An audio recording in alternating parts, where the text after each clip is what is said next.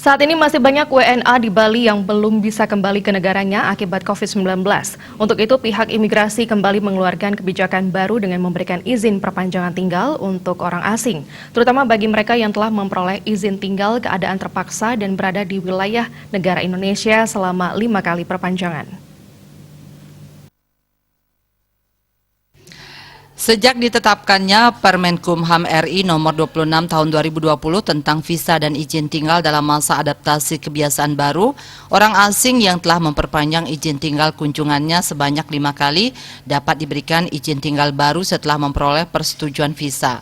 Menurut Kasih Sarana dan Komunikasi Keimigrasian Kantor Kelas 1 Ngurah Rai Putu Suhendra, bagi orang asing pemegang izin tinggal kunjungan yang berasal dari visa bebas kunjungan tidak dapat dilakukan perpanjangan dan dapat diberikan izin tinggal baru setelah memperoleh persetujuan visa. Perpanjangan izin tinggal sebelum ditetapkannya Permenkumham RI nomor 26 tahun 2020 tentang visa dan izin tinggal dalam masa adaptasi kebiasaan baru tidak diperhitungkan sebagai perpanjangan izin tinggal. Jangka waktu perpanjangan izin tinggal kunjungan diberikan paling lama 30 hari setiap perpanjangan.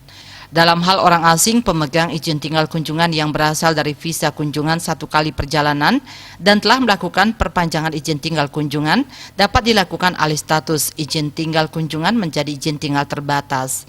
Yudi Karnaidi, Bali Post melaporkan.